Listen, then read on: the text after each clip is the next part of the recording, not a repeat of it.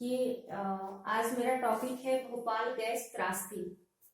Bhopal gas त्रासदी क्योंकि कल 3 दिसंबर है और 3 दिसंबर सन 1984 के दिन ही ये भोपाल गैस त्रासदी जैसे जैसे बड़ा कांड हुआ था।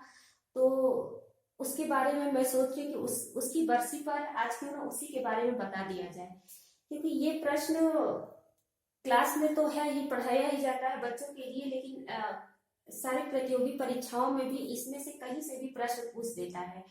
और वैसे सारे बच्चे और अध्यापक या हर किसी को, हर भारतीय को इस भोपाल गैस त्रासदी के बारे में जानना चाहिए कि हमारे पूर्वजों हमारे पूर्वजों ने या पहले के लोगों ने किस त्रासदी को झेला, ये त्रासदी थी क्या, कितनी भयंकर थी। तो इस बात को आज मैं यहाँ पर बताने जा रही हूँ।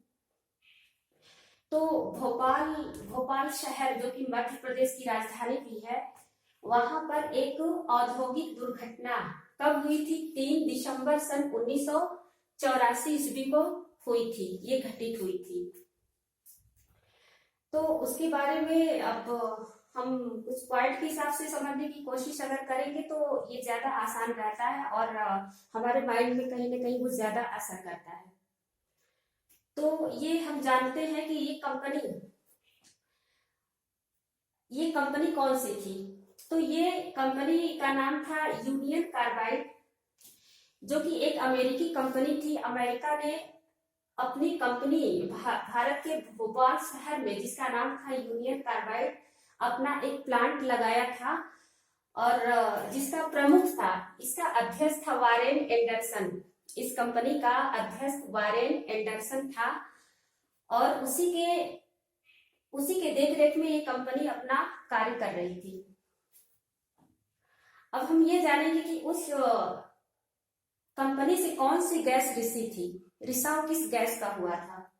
तो जो जहरीली गैस रिसाव हुआ था उसका वो टैंक क्रमांक 610 से मिथाइल आइसोसाइनेट, जिसको मिक भी बोलते हैं, तो यही वो जहरीली गैस थी जो उस दिन इस कारखाने से रिसती हुई लोगों तक पहुंची थी। और हताहतों की संख्या कितनी थी? इस गैस कांड में, इस त्रासदी में कितने लोग मारे गए थे? तो मरने वालों की संख्या थी लगभग 15,000। 15,000 लोग तुरंत मरे थे और लगभग कितने लोग प्रभावित हुए थे? 5,58,125 लोग, 5,58,125 लोग लगभग प्रभावित हुए थे। इतने लोग तो तुरंत मर गए थे, लेकिन इसमें से बाकी लोग जो इस गैस की चपेट में, इस जहरीली गैस की चपेट में आए थे, उसमें से कितने लोग अपंग हो चुके थे, उनके शरीर में कोई ना कोई कमियां आ चुकी थी और वो बीमार पड़ गए थे। तो हम जानते हैं अब इसको विस्तृत रूप से कि ये कांड था क्या और कैसे हुआ था। तो ये अब सब लोग ये जानना चाहते थे कि आखिर वो जो कंपनी स्थापित की गई थी, जो अमेरिका ने हमारे भोपाल में ये कंपनी का इसका प्लांट लगाया था, कि उस कंपनी में बनता क्या था, उसमें ऐसा क्या उत्पादन किया जाता था। तो ये कंपनी, दरअसल कंपनी ने सेविन नाम की कीटनाशक, यानी एक सेविन नाम का कीटनाशक पदार्थ के उत्पादन के लिए इस प्लांट को लगाया गया था। सेविन क्या था? सेविन कार्बेरिल का एक ब्रांड था। कार्बेरिल का एक ब्रांड था सेविन। तो कार्बेरिल का ब्रांड था। हुआ क्या था कि अन्य कंपनियां जो कार्बेरिल का उत्पाद करती थी, वो कार्बेरिल के उत्पाद के लिए अन्य वस्तुओं का उपयोग करती थी, और जिन वस्तुओं का उपयोग करती थी वो ज्यादा जहरीली नहीं थी। लेकिन यूनियन कार्बाइड कंपनी ने क्या किया कि अपने सेविन के उत्पादन के लिए किसका प्रयोग किया? मिथाइल आइसोसाइनेट का। क्योंकि मिथाइल आइसोसाइनेट एक जहरीली गैस थी, लेकिन फिर भी इसका प्रयोग किया गया। क्यों किया गया? क्योंकि ये पदार्थ, इससे जब हम सेविन का उत्पादन किया जाता था तो कम लागत में ज्यादा उत्पादन होता था। तो एक फायदे के लिए, यानी ज्यादा से ज्यादा फायदा लेने के लिए कंपनी ने मिथाइल आइसोसाइनेट का उपयोग किया, ये जानते हुए कि ये जहरीला गैस है, इससे कभी भी खतरा हो सकता है। और हुआ क्या कि उस कंपनी में जब ये प्लांट लगाया गया तो जिनको वहां पर नौकरी दी गई, जिनको काम पर लगाया गया, वो पूर्ण रूप से उनको प्रशिक्षित नहीं किया गया था, क्योंकि इसके कई इसके पदार्थ क्या है जानना है, कौन कब क्या कैसे करना है, इसकी पूरी ट्रेनिंग भी नहीं दी गई थी और बिना बिना ट्रेनिंग के ही उनमें लगा दिया गया था। तो तमाम जो वर्कर्स थे उनको इसके बारे में ज्यादा जानकारी भी नहीं थी। तो हुआ क्या था, उस दिन की घटना क्या थी, 3 दिसंबर सन 1984 के दिन की घटना थी।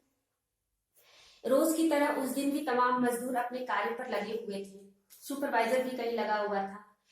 तो अचानक से क्या हुआ कि 6 जो मजदूर थे वो गए भूमिगत जो टैंक था, ये जो टैंक लगे हुए थे वो भूमिगत थे और वहां की जो पाइपलाइन थी उसकी सफाई के लिए गए हुए थे। 8 बजे वो जाते हैं। 9 बजे क्या होता है कि जो पाइपलाइन थी उस पाइपलाइन से एक पानी, क्योंकि पाइपलाइन काफी पुराना था और उसमें जंग लगा हुआ था, तो वो जंग और पानी मिलकर इस टैंक में किसी तरह से चला गया था।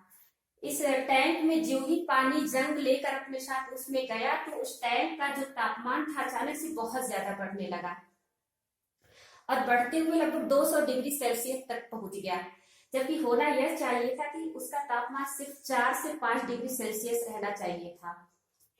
जब 200 डिग्री तापमान हो गया तो एक दबाव बनने लगा, इस टैंक में एक दबाव बनने लगा। दबाव इतना ज्यादा था कि उसमें एक रासायनिक प्रतिक्रिया शुरू हो गई। तो एक प्रतिक्रिया के क्या हुआ, प्रतिक्रिया के कारण क्या हुआ कि वो रिसने लगा, उसकी क्षमता जवाब देने लगी, तो उसमें से गैस रिसने लगा। कौन सा गैस था, यही था मिथाइल आइसोसाइनेट। तो जब गैस रिसने लगा, ये 10 बजे की घटना थी। 10 बजे के बाद लगभग 10 से 12 बजे तक की घटना थी।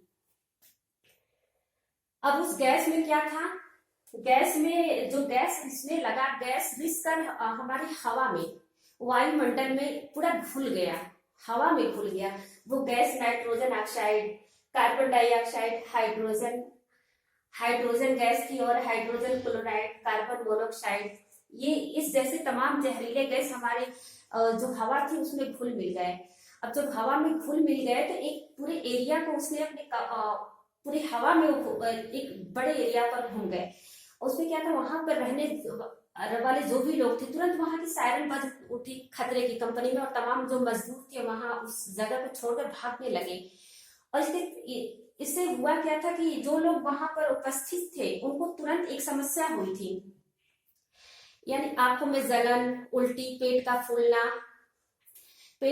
ऐसे तमाम जलन होना, सांस लेने में दिक्कत होनी, घुटन महसूस होना, ये तमाम तुरंत प्रॉब्लम शुरू होगी। उस वक्त क्या हुआ कि सब लोग वहां से भागने लगे। जो भी मिलता था रास्ते में कहते कि चलो भागो, यहाँ से भागो। अब उस वक्त हालात ये थी कि कोई बताने वाला नहीं था कि क्यों भागो, आखिर हुआ क्या है, लेकिन सब लोग कह रहे थे ये मत पूछो क्या हुआ है, सिर्फ भागो। अब एक भ्रम की स्थिति बन गई कि आखिर हुआ क्या है, सब लोग भागने लगे। अब परिवार के सारे लोग थे, खुद भागे या परिवार के साथ भागे, जो नहीं भाग पाए वहीं पर दम घुट कर वो वहीं पर गिर पड़े। तो क्या हुआ कि कई लोग, मतलब हजारों लोग वहीं पर उनकी लाशें पड़ गई थी, वो जगह पड़ गया था लाशों से। जो भागते चले गए, जितना दूर हो सके वो भागते गए। उस रात में, अंधेरी रात में भागते भागते जो भाग चुके वो तो बच गए, लेकिन जो भी लोग इसके चपेट में आए, मिथाइल आइसोसाइनेट के चपेट में आए, तो ज्यादा से ज्यादा लोग मारे गए थे और जो बच गए थे वो अपंग हो गए थे, मानसिक शारीरिक किसी भी तरह से। तो इस तरह से क्या हुआ कि जो लोग, कहा जाता है कि उस वक्त की भोपाल का इस एरिया का हालत ये था कि वहां पर कब्रिस्तान या फिर शमशान में जगह नहीं थी कि उनके अंतिम संस्कार कैसे किए जाए, इतने बड़े पैमाने पर लोग मारे गए। और इस कंपनी का जो अध्यक्ष था वारेन एंडरसन, ये तुरंत 2-4 दिन के बाद इसकी गिरफ्तारी हुई थी। फिर किसी राजनीतिक व्यक्ति के दबाव में आकर ये छूट गया था और ये तुरंत अमेरिका चला गया था। और तमाम लोग जो इसकी चपेट में आए थे, उस समय मध्य प्रदेश के मुख्यमंत्री अर्जुन सिंह थे। तो उस समय जो भी इसके चपेट में आए थे उनके लिए तमाम योजनाएं लाई गई और कुछ उन पे पैसे या कुछ उनकी दवा इलाज में खर्च किया गया, लेकिन जो परिवारें अपने लोगों को खो चुकी थी उनका दर्द आज तक इस घटना से उबर नहीं पाई है। तो ये रहा भोपाल गैस त्रासदी, जिसको जानना हम सभी का कर्तव्य है, इसको जानना और अपने बच्चों को बताना, ताकि इस घटना से हम सबक ले सके, यानी कि हम किसी ऐसे काम को ना करें जो फायदे के लिए, मतलब ज्यादा से ज्यादा फायदा के लिए हम अपना कोई घाटा ना कर सके, बल्कि हम कुछ महंगे चीजों का उपयोग कर ले जो हमें कम फायदा दे लेकिन वो खतरनाक न हो। हमें इस घटना से यही सीख मिलती है। तो धन्यवाद।